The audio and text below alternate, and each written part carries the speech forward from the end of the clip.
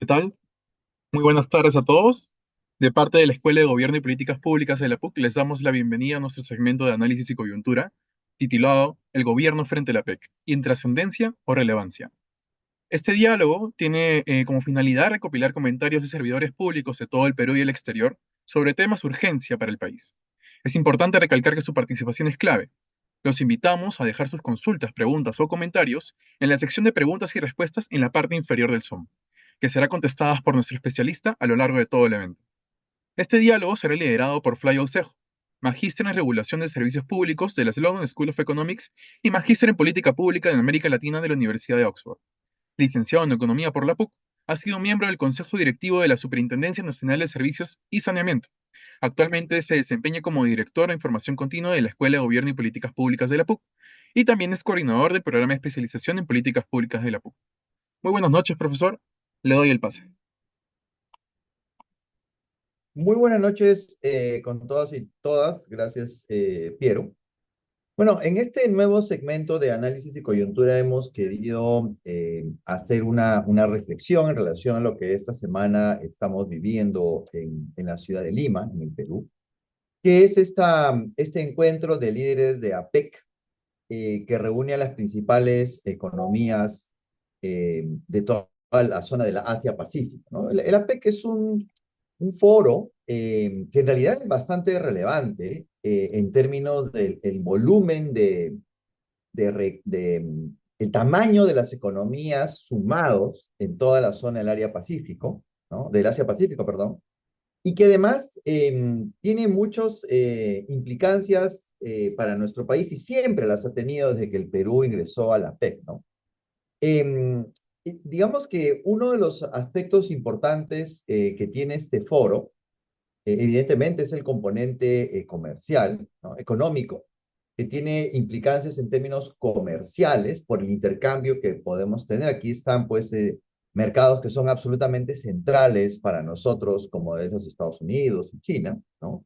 Pero también todo el tema de Asia, ¿no? O sea, hay un tema de intercambio comercial importante.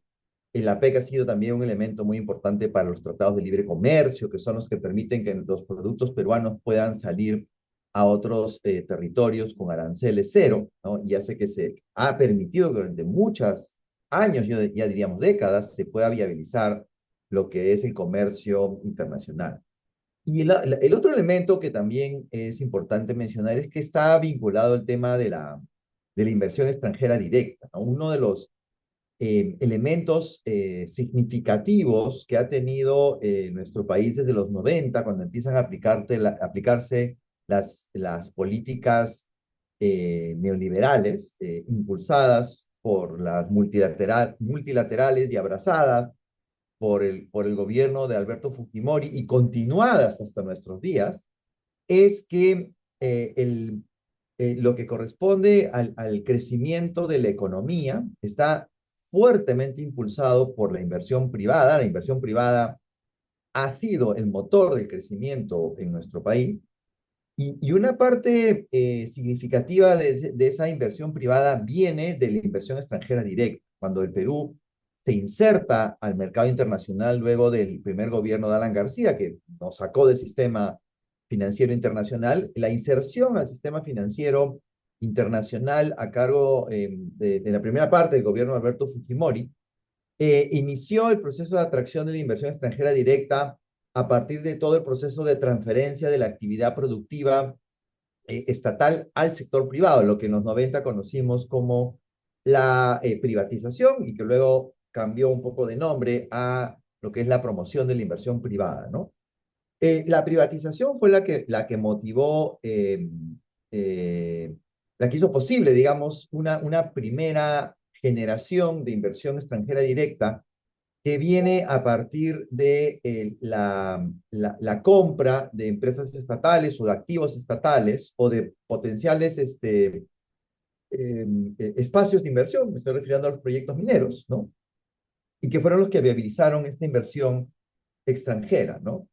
Y que luego ya se fue diversificando hacia otros espacios donde había un potencial importante para generar una actividad económica que le diera réditos económicos a las empresas internacionales, empresas extranjeras que venían al país, ¿no? Entonces, en ese sentido, el APEC ha sido siempre un espacio muy importante, y estoy refiriendo solamente al aspecto económico, porque el APEC tiene muchas otras dimensiones, incluso de tipo cultural, turismo, en fin, es un foro pues que es importante para el Perú, ¿no? Y el hecho de que el Perú haya sido ya varias veces, como esta semana, el anfitrión de las reuniones, que tiene aspectos que son más, digamos, anecdóticos, pero que no dejan de ser importantes, como la presencia de los principales líderes mundiales en Lima. También pues tiene sus aspectos interesantes, porque pone al país en el centro de la noticia a nivel global, eh, entre otros aspectos, ¿no? Entonces, vale la pena hacer una reflexión, y por eso hemos querido ser provocadores, porque la PEC ocurre en una coyuntura particular del país siempre. Siempre que hay la PEC, hay una coyuntura necesariamente que se está experimentando en el país, ¿no? Entonces, esta coyuntura marca de alguna manera lo que se da, voy a decir de esta manera, esta coyuntura marca lo que significa el encuentro de APEC, ¿no? Teniendo esta mirada de la relevancia económica y política también que tiene la APEC, porque es la posibilidad de que el presidente o presidenta del Perú pueda tener un diálogo bilateral o multilateral con los principales líderes de estas economías. Tampoco no es un tema menor, es un espacio en donde el país puede aprovechar para firmar convenios particulares de múltiples temas que son importantes para el Perú. Entonces, el contexto en el cual ocurre la reunión de APEC, que se programa con mucha anticipación, es importante porque es un espacio que el país puede aprovechar de una manera muy significativa para poder tener estos acuerdos comerciales bilaterales o multilaterales. Entonces, la posibilidad de ser el anfitrión hace que el gobierno tenga una tremenda oportunidad para poder aprovechar todas estas ventajas con estas decenas de economías y sus líderes que vienen al país, ¿no? Dicho eso, entonces vale la pena preguntar, en el marco, en la coyuntura que estamos viviendo en este momento en el Perú, si esta reunión termina siendo relevante o intrascendente, ¿no? Por eso hemos querido poner una pregunta provocadora para hacer esta discusión. Y lo principal, pues, es comparar lo que ocurrió en el 2016, cuando ocurre la anterior vez que el Perú ha sido anfitrión, y lo que está pasando ahora. Creo que esa comparación es relevante, ¿no? Entonces, vamos con la siguiente, por favor. Entonces, veamos qué era lo que pasaba cuando se da la anterior reunión de APEC. Esto ocurre en el año 2016. Es una reunión que ya se venía discutiendo hacia finales, o sea, ya se había acordado que iba a ser la reunión en Lima. Ocurre hacia finales del gobierno de Yantumala, y eh, la reciente inauguración del gobierno de Pedro Pablo Kuczynski, ¿no? Entonces, queremos hacer este ejercicio de comparar cómo estaba la coyuntura en este momento entre cambio de gobierno y cómo está la coyuntura hoy, ¿no? Porque nos parece que es relevante para poder responder a esta gran pregunta, ¿no? Si en realidad esto que está ocurriendo aquí es significativo o no es significativo, porque las coyunturas son claves para marcar qué tanto aprovechamiento, en el buen sentido, le podemos tener a este evento, ¿no? Entonces hemos querido analizar en términos de algunos ejes o temas claves en cuanto a al contraste, ¿no? El más evidente es empezar por el componente económico. ¿Cómo nos encontrábamos en términos económicos en el 2016 y el 2024, ¿no? Entonces, haciendo un análisis propio, utilizando diversas fuentes, es evidente que cuando se da el APEC en el 2016, hacia finales del gobierno de Humala, había un crecimiento moderado de la economía. Todavía continuábamos en una senda de crecimiento eh, que ya empezaba a mostrar algunos declives, ¿no? De desaceleración, pero, digamos, el país había avanzado porque durante la administración de Humala, en el Perú se habían establecido y consolidado ya varias temáticas importantes. Y recordemos, al inicio de la administración de Humala, en el 2011, aspectos como el componente de la mirada económica estaban bastante bien ya, había una mirada estratégica, digamos, hacia la importancia del componente económico. Estaba claro que íbamos a continuar con un modelo que estaba basado en la inversión privada para el crecimiento, lo que significa el aspecto relacionado con la inclusión, que fue la bandera, digamos, que llevó a Humala al gobierno. La inclusión ya tenía en el 2016 una evidencia a través de la creación del MIDIS, la responsabilidad que asumen ministros como Carolina Trivelli en la creación del MIDIS, la construcción de una estructura con programas sociales que se manejan alejados de intereses político-partidarios y que establecen toda una dinámica de buscar la inclusión. El concepto de inclusión, que al inicio del gobierno de Humala era un concepto vacío, al 2016 estaba lleno de un contenido. ¿Qué significaba la inclusión, no? Hacia fines del gobierno de 2016 ya se tenía claro cómo el Perú debía tener una aproximación, no necesariamente era algo que se había hecho lo suficiente, se había hecho de suficiente esfuerzo, pero estaba claro cuáles eran las políticas ambientales que se debían manejar. Se había trabajado una agenda ambiente, el Ministerio del Ambiente había trabajado una agenda ambiente a mediados del gobierno de Humala y hacia finales. Y también el tema de la seguridad, el tema del Brain había sido atendido de una manera estructurada por el gobierno de Humala. Ya se veían algunos resultados en términos de mejoras, digamos, no suficientes, pero mejoras en la forma como el Estado estaba atendiendo las problemáticas del Brain, ¿no? Y en tema de la seguridad, como vamos a ver en un segundito, estaba, digamos, era algo que había cierto control sobre eso, ¿no? Entonces, en términos de crecimiento económico, si bien es cierto, la economía no estaba en una situación de crecimiento incremental, claramente había un crecimiento moderado, ¿no? Bueno, a hoy día este aspecto está en una situación completamente distinta, ¿no?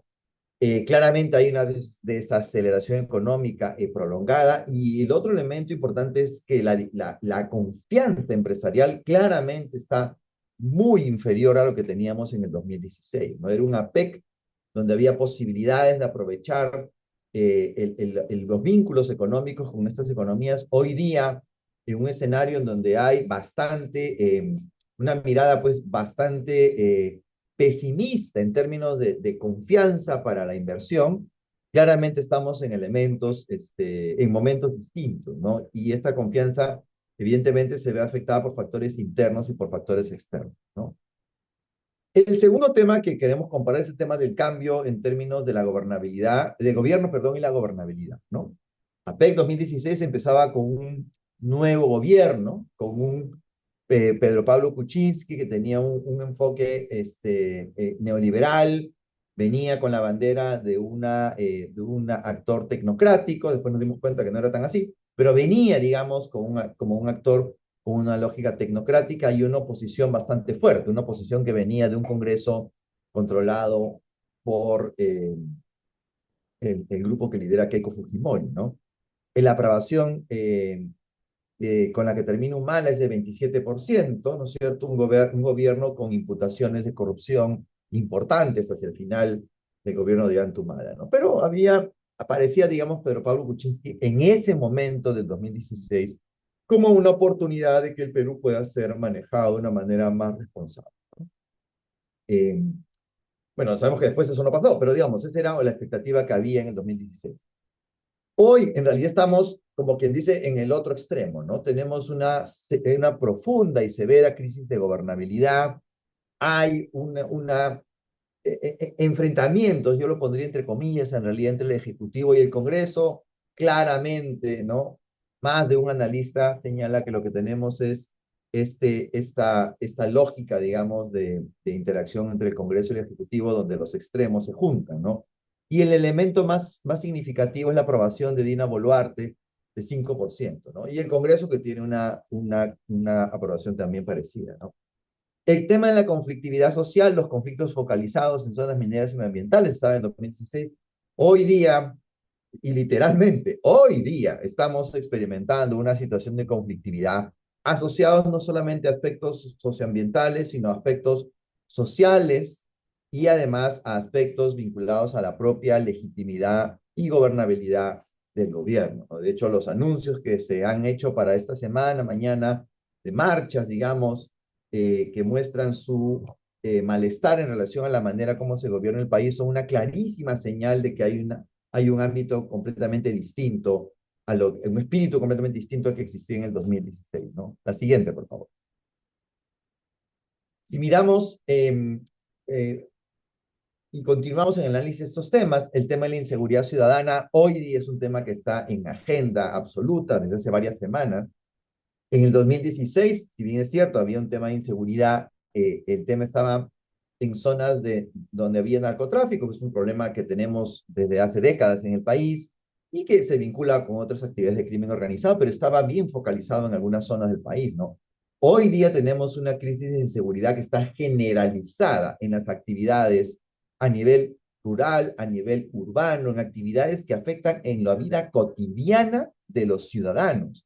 El ciudadano que viaja en un transporte público, en un micro, que puede estar en medio de una balacera sin darse cuenta, las extorsiones que van en todo sentido, desde la pequeña bodega hasta colegios, en la presencia del crimen organizado de manera generalizada en el país.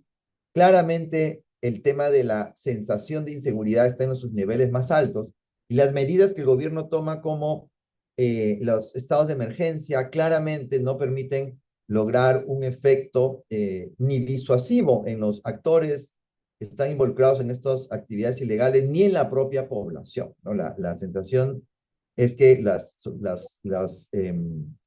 eh, todo lo que corresponde a los estados de emergencia no están solucionando, no están teniendo la solución que se espera, ¿no? El tema del cambio climático, ya en el 2016 era algo que se estaba analizando, se sabía que el Perú estaba vulnerable a estos eventos extremos. Hoy día el cambio climático es un tema absolutamente central, ¿no? De hecho está en la agenda central de la PEC, ¿no? El Perú atraviesa una de sus peores crisis hídricas, ¿no? Elementos asociados al cambio climático, no solamente el cambio climático, pero tenemos esta crisis que hay en Piura que tiene que ver, en realidad el cambio climático tiene que ver, pero hay otros elementos adicionales que han agudizado la situación en Piura. Entonces, el tema del cambio climático está muy presente en el país, ¿no? En cuanto a los objetivos del Perú para el APEC, como ya mencioné claramente, estaba buscar fortalecer la posición del país en su integración. Hoy día, en realidad, APEC ocurre en la lógica de mostrar un país que es resiliente ante el cambio climático y con un potencial de desarrollo pese a la inestabilidad interna. Pero esta pretensión, digamos, que tiene el país, en realidad es una pretensión que se derrumba rápidamente, ¿no? Eh, Cuando hablamos de inversión extranjera directa, lo primero que se mira son las condiciones de seguridad, ¿no?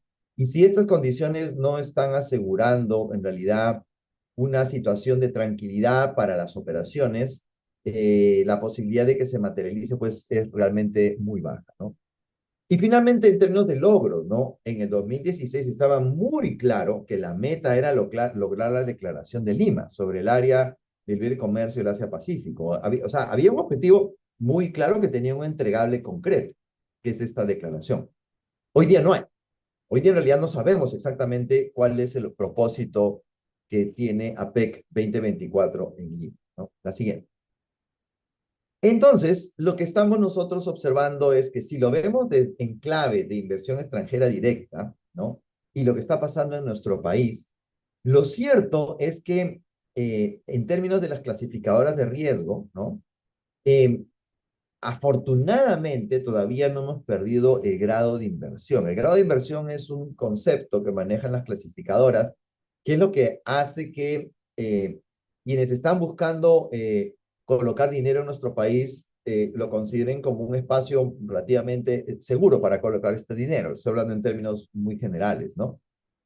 No hemos perdido el grado de inversión, pero como quien dice, estamos a un tris de perder el grado de inversión si es que no se logra generar un clima de tranquilidad y de gobernabilidad y que la responsabilidad para esto, sin duda alguna, está en manos del gobierno, ¿no? Y que el gobierno acuse de traidores a la patria a todos aquellos que piensan distinto, eso no, claramente no va a generar que no tenga un efecto negativo sobre las clasificadoras, ¿no?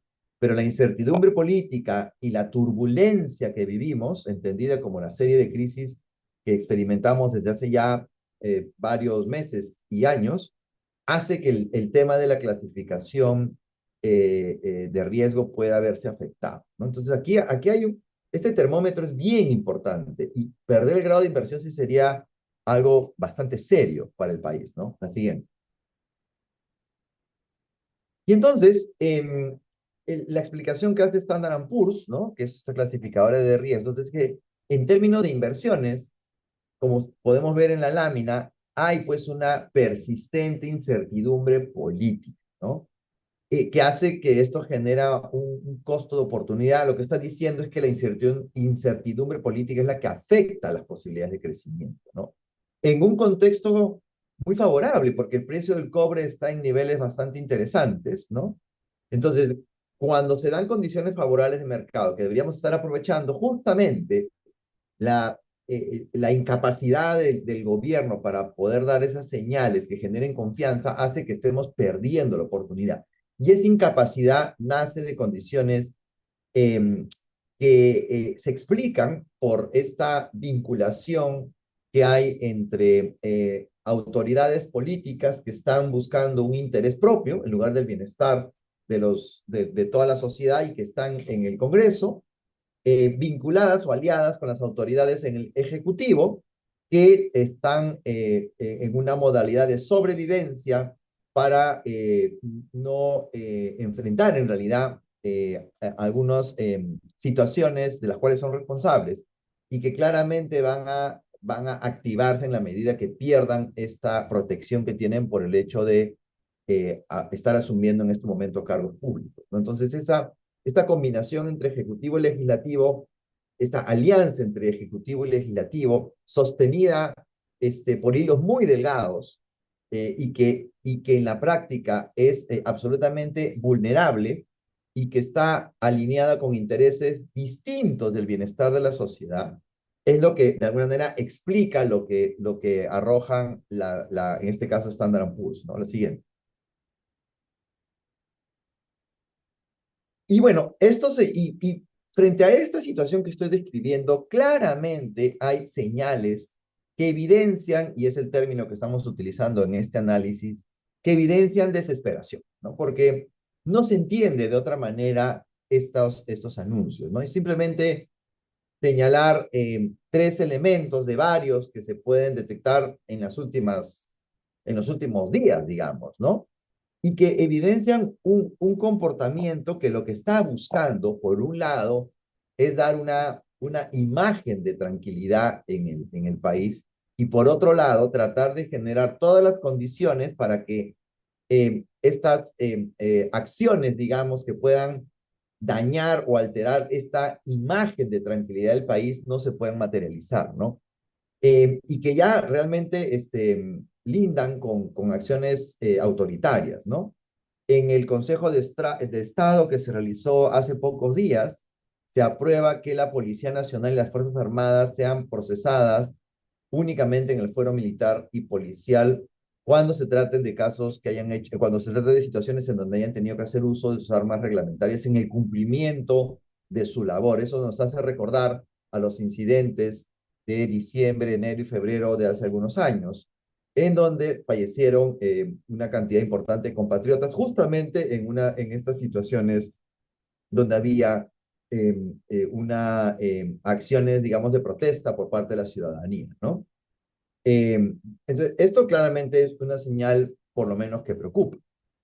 Y el otro tema que ha generado muchísimo ruido y además no tiene ningún sustento técnico científico y las expresiones tratando de sustentar la decisión han sido, por decirlo menos, lamentables, es el tema del pasar las clases escolares en la ciudad de Lima en particular a situación remota, ¿no? O sea, millones, porque son millones de escolares que hacen sus clases en Lima, pasan a una situación remota y las explicaciones del ministro Morgan Quero, un ministro que ha tenido declaraciones lamentables frente a situaciones como recordemos los incidentes que ocurren en la zona de Amazonas. En este caso, pues repite este desempeño lamentable al señalar que las clases no son clases virtuales, sino son clases remotas, ¿no? Eso hace recordar al puente que no se cayó, sino se desplomó, ¿no? O a la tesis que no fue copia, sino fue plagio, ¿no? Que parece que esa forma de responder se está haciendo popular entre las autoridades, que no saben qué decir cuando no hay cómo sustentar sus decisiones, ¿no?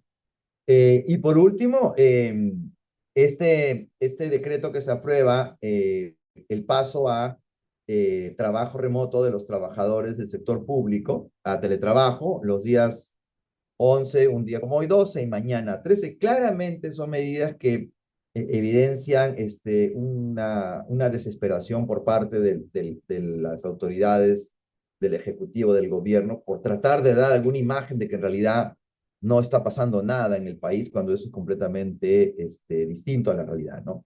Y eso, la siguiente, pues evidentemente nos lleva a algunas reflexiones. Hemos tomado una de Raúl Molina, profesor de la casa y ex viceministro de Gobernanza Territorial, justamente refiriéndose al crisis de seguridad ciudadana, en donde habla de la desesperación del gobierno, ¿no? Y dice Raúl, cito, lo único que estamos mostrando es que de verdad estamos en un túnel de caída institucional, algo que venimos repitiendo en este pequeño espacio ya en varias ediciones, y es el mejor símbolo, ¿no? Creo que sí, muy atinado lo que dice Raúl. El mejor símbolo de eso, y el mejor símbolo de eso es la pobre señora que nos gobierna, en palabras de Raúl Molina, ¿no? La siguiente. Entonces, bueno, como siempre hacemos en este espacio, nos interesa leerlos, ¿no? Nos interesa ver qué piensan ustedes, cómo sienten la actitud del gobierno frente a la cumbre de la PEC. Si hacemos una pequeña reflexión sobre cómo es que que todo lo que les he relatado, lo que estaba disponible, digamos, en el 2016, en términos del contexto del 2016 frente al 2024, y lo que estamos viendo ahora, ¿qué piensan ustedes? ¿Cómo ven esto? ¿Cómo pueden merituar? ¿Cómo pueden cómo pueden reaccionar frente a esta actitud del gobierno? Me gustaría leerlos para, como acostumbramos en este espacio, poder recoger también las impresiones de las más de 180 personas que están participando en este Zoom. Vamos unos segundos para darnos una reflexión al respecto. Como siempre, sus comentarios los pueden poner en la sección de preguntas y respuestas. A ver, cuéntenme, ¿qué piensan?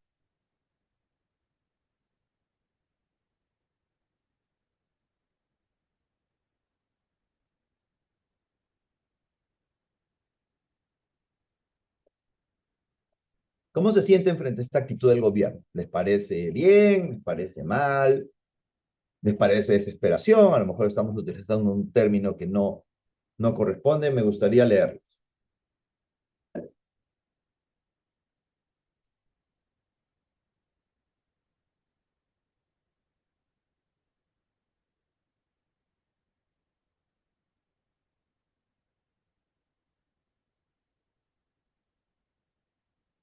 A ver si pueden poner por escrito, por favor.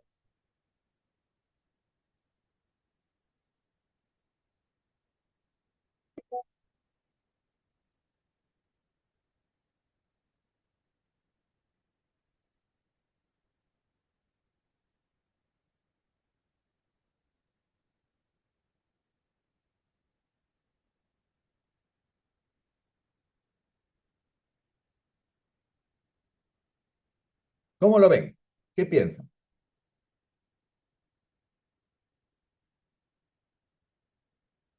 Ahora sí. Eh, Como dice Ana, ha sido concurrente a estos eventos. em, en general, efectivamente, esto genera mucha suspicacia, ¿no? Porque, y comparto la preocupación de Ana Ibarra, y es que, ¿qué puede pasar más adelante? ¿No es cierto? Porque un comportamiento de esta naturaleza, eh, pues nos hace pensar que la manera como es el proceso de toma de decisiones, ¿no? Frente a situaciones extremas, y en este caso, de hecho, no es una situación extrema, estamos hablando de un evento internacional, que sí es importante, por supuesto, ¿no? Por lo que acabo de señalar, pero no es algo pues así totalmente extremo, ¿no? Pues hace preocupante cómo es el proceso de toma de decisiones. Y entonces creo que sí hemos sido atinados a utilizar la palabra desesperación, como dice Jutner Espinosa, ¿no? Es un gobierno que está un poco fuera de la realidad, ¿no?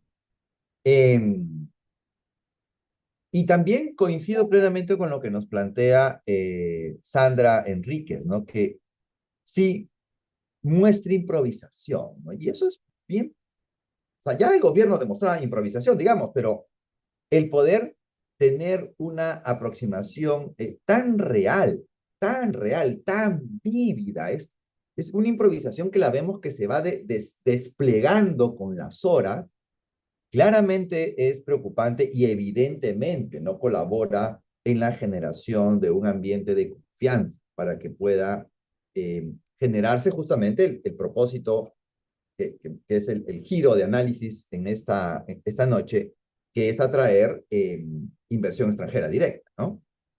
Eh, aquí vamos a ver.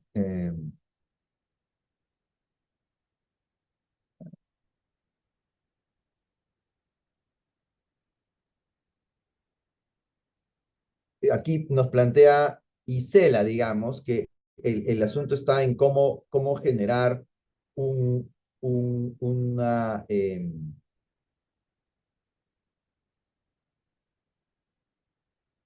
cómo generar, Isela nos dice, ¿no? Eh, dice, pensé que en este seminario escucharíamos opiniones constructivas de lo que significa APEC para nuestro país. El problema, Isela, es que justamente lo que estamos diciendo es que la coyuntura que vive el país no permite hacer un aprovechamiento de lo que es APEC. La coyuntura que teníamos en el 2016 permitía generar un aprovechamiento en términos económicos, políticos y culturales para el país. La coyuntura que tenemos ahora, que no es fruto del aire, la coyuntura es producto de decisiones que toman las autoridades de gobierno, provocan que la PEC, que es algo que está programado desde hace años, no genere el bienestar que podría haber generado con una coyuntura distinta. Justamente eso es lo que estamos este, analizando en este evento, ¿no? Acá Roxana habla, pues, efectivamente del tema educativo, ¿no? O sea, las decisiones tomadas hacia el sector de educación probablemente han sido las que más ruido han generado por los efectos que tiene. Y además, no solamente, ojo, colegios, universidades también, ¿no? Además, ¿en qué momento del año ocurre? Es hacia fines de año cuando vienen las evaluaciones finales, etcétera, etcétera, ¿no? Eh, aquí Giovanna también habla de la presencia china, ¿cierto? La inversión china, ya hemos tenido un evento de esta naturaleza, hablábamos de la inversión del puerto de Chancay, ¿no? El tema de la inversión china es un aspecto que va a dar para mucho análisis en los próximos semanas, meses y años, ¿no? Entonces, hay que mirar, creo que todavía no estamos merituando de manera suficiente lo que va a ser, lo que ya es de inversión china en nuestro país, calculada en este momento en más de 30.000 millones de dólares, ¿no? Eh, y acá hay muchos comentarios, como siempre, muchísimas gracias. Eh, y un último comentario de, bueno, acá hay muchas...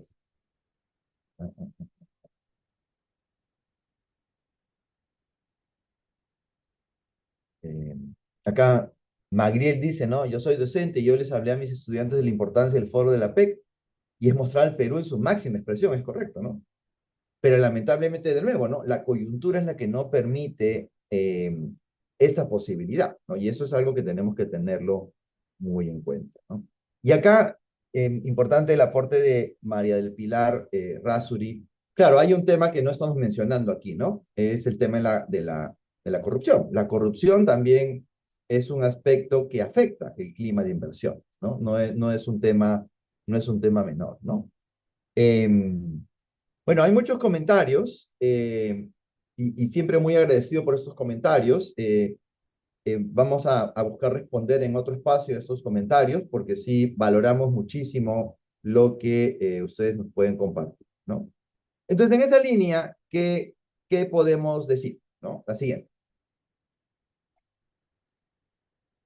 Entonces, aquí un poco vamos a intensificar el análisis, porque nos interesa escuchar lo que ustedes están pensando, lo que tienen en su imaginario, para acompañar lo que esté en su imaginario con un nivel más profundo de análisis. ¿Ya?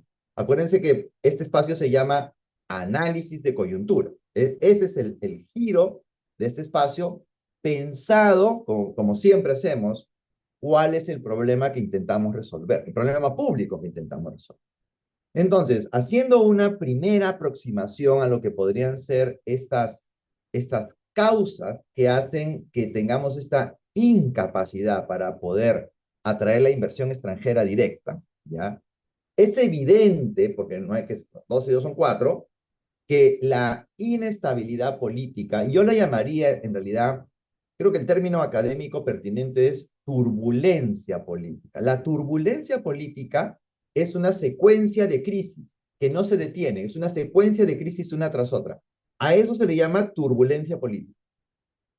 Y lo que nosotros estamos viviendo es una turbulencia política, que en realidad se inicia en tiempos tan antiguos como el 2016, ¿no? Evidentemente genera incertidumbre para los inversionistas, ¿no? No solamente extranjeros, sino nacionales también, ¿no? El otro elemento que también no es un tema menor, ¿ya? Es la alta tasa de criminalidad, ¿no? En estas últimas semanas hemos visto un pico de asesinatos. Miren, dos hechos, ¿no? Uno, lo que ocurre con la morgue de Lima, en donde ha habido ya digamos, una señal de alerta en donde no pueden manejar la cantidad de personas muertas que llegan por disparos de armas de fuego. Y la otra señal, los asesinatos o ataques que ocurren a a los buses de transporte público. Dos elementos, dos hechos que son la foto del problema que tenemos en el tema de inseguridad ciudadana, ¿cierto? Y eso obviamente que impacta en la inversión extranjera directa, porque un gerente o un trabajador, digamos, extranjero va a pensar dos veces antes de venir al Perú si esas son las noticias, ¿no? Y el otro tema también, que es un aspecto que no debe pasar desapercibido, es ese desmontar la institucionalidad que se fue construyendo desde los 90, que es la que ha permitido que exista la inversión nacional y extranjera. Es este marco regulatorio, en particular el que es relevante para la inversión extranjera y que se evidencia en dos hechos que han ocurrido en las últimas semanas. Uno, el reemplazo, vamos a decirlo así, a dedo del presidente de los organismos, el presidente de OCIPTEL, que en una medida tomada por la presidencia del Consejo de Ministros, lo que ha hecho es que un nombramiento que sigue un concurso y que así está establecido en el marco legal que rige estos organismos, hoy por hoy ha sido una persona, la persona que hoy día está a cargo de OCIPTEL ha sido nombrada a través de una resolución, de un decreto del presidente del Consejo de Ministros donde lo nombran a dedo, ¿cierto? Cosa que, según todos los analistas legales, es completamente ilegal. Y lo segundo es una decisión unilateral también de la presidencia del Consejo de Ministros de poner en reorganización el SENAT. Los organismos reguladores, los reguladores de servicios públicos, SENATE, OEFA, Indecopi, son organismos que nacen en el marco de un esquema económico sustentado en el régimen económico de la Constitución y que tiene todas las reglas, digamos, de lo que marca un sistema económico y una economía neoliberal. Ya, nos gusta, no nos gusta, es otra historia. Pero la fórmula para que funcione el neoliberalismo es que tiene que tener estos organismos reguladores técnicos. Bueno, esto es lo que se está desmontando con esta presidencia del Consejo de Ministros, ¿no? La siguiente. Y eso tiene consecuencias, ¿cierto? Porque ya, o sea, tampoco no vamos a ser necios, ¿no? Esto tiene consecuencias. Hay un estancamiento económico, claramente, ¿no es cierto? Hay un deterioro de la imagen y de la competitividad del Perú, y evidentemente esto afecta a la innovación, ¿cierto? el crecimiento está muy soportado en lo que es la innovación, ¿cierto? Entonces, si no hay innovación privada, innovación pública, no hay forma, pues, de que el país pueda seguir avanzando en esta lógica de crecimiento, ¿no? Entonces, en conclusión, siguiente, y como siempre terminamos aquí, la pregunta es, ¿cuál es el problema público? ¿Qué es lo que intentamos resolver? ¿Ya? ¿Cuál es el problema de fondo? ¿Ya? En el contexto de la PEC, ¿ya? Y en el contexto de los cómo el Perú debería estar, cuál es cuál es la imagen real que el Perú debería mostrar frente al contexto de la PEC, el problema de fondo que tenemos, que es el que llamamos el problema público, es el bajo índice de inversión extranjera. La base del crecimiento económico de nuestro país, la base del crecimiento económico es la inversión, sea inversión y principalmente inversión privada, porque el país se sostiene, el crecimiento económico se sostiene con inversión privada, nacional, por supuesto, la inversión nacional es muy buena, pero la inversión grande, la inversión gorda, el que tiene el músculo grande para invertir, es la extranjera, ¿ya? Y ustedes me dirán, profesor, pero está la inversión china, ya, pero el tema con la inversión china es que las empresas chinas son empresas estatales.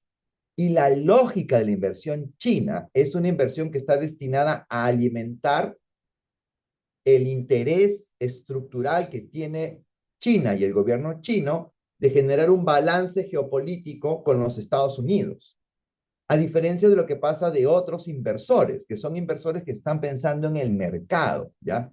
Entonces, la inversión china normalmente tiene una forma de trabajo, lo que llaman un gobierno corporativo, que es muy distinto al que pueden tener empresas americanas, canadienses, sudafricanas, europeas, etcétera. Entonces, no, o sea, la inversión china, por supuesto que es bienvenida, pero la forma como opera la inversión china es distinta a la forma como opera la otra inversión. Y lo que nosotros necesitamos son empresas que inviertan con gobiernos corporativos saludables y que permitan generar trabajo, empleo, pero en condiciones de mercado razonables, ¿ya? Entonces, el problema que tenemos es justamente el bajo índice de inversión extranjera que viene bajando desde hace muchísimo tiempo, ¿no? La otra forma de ver el problema público es que en realidad esto limita nuestro derecho, porque todos nosotros tenemos el derecho a un desarrollo económico y social sostenible, ¿ya? Entonces, claramente nuestros derechos están siendo limitados, ¿no? Es la otra forma de ver el problema público. Y finalmente, la tercera forma de ver el problema público es la vulnerabilidad en la economía del país, ¿no? Lo que claramente tenemos nosotros como problema público es que tenemos una economía altamente vulnerable, ¿no? Este es eso, digamos, es las tres formas en las que son las tres formas en las que se configura el problema público que en realidad debemos solucionar, ¿cierto? El problema es que en realidad todas las señales nos indican que el actual gobierno no está siendo capaz de darle solución a este problema público. Para decirlo de otra manera, en realidad todas las banderas rojas están levantadas.